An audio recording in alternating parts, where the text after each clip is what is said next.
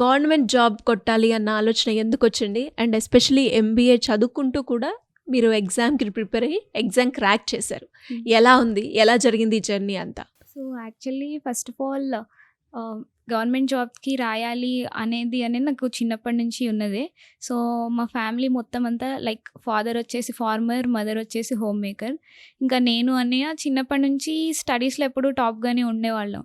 So, మా parents మా కోసం చిన్నప్పటి నుంచి పడ్డ స్ట్రగుల్స్ గానీ, వాళ్ళెప్పుడు గూడా వాళ్ళకి నెక్స్ట్ స్టెప్ ఏంటి, ఎలా చదువుకోవాలి, ఏంటి అనేది చెప్పేవాళ్ళు లేకపోవడం వల్ల వాళ్ళు ఈరోజు అక్కడే ఆగిపోయాం. ఫార్మింగ్ దగ్గరే ఆగిపోయాం అన్న ఫీలింగ్ వాళ్ళకెప్పుడూ ఉండేది. సో, హ్మ్. మా విషయంలో అట్లా జరగొద్దు అని వాళ్ళు ఎవ్రీ స్టెప్‌లో మా కోసం వాళ్ళు గైడెన్స్ ఇవ్వకపోయినా అంటే వాళ్ళకి తెలీదు కాబట్టి చదువుకున్న వాళ్ళ వరకు మమ్మల్ని తీసుకెళ్లడం, వాళ్ళ ద్వారా మాకు గైడెన్స్ ఇప్పించడం అలా స్టెప్ బై స్టెప్ మూవ్ అవుతూ వచ్చాము. సో, అట్లా ఆ ప్రాసెస్‌లో మాకు హైలీ రెస్పెక్టబుల్ జాబ్ ఏదైనా చేయాలి అంటే మాకున్న ఆప్షన్స్‌లో గవర్నమెంట్ జాబ్ బెస్ట్ అనేది నేను చిన్నప్పుడు డిసైడ్ అయిన ఫీలింగ్.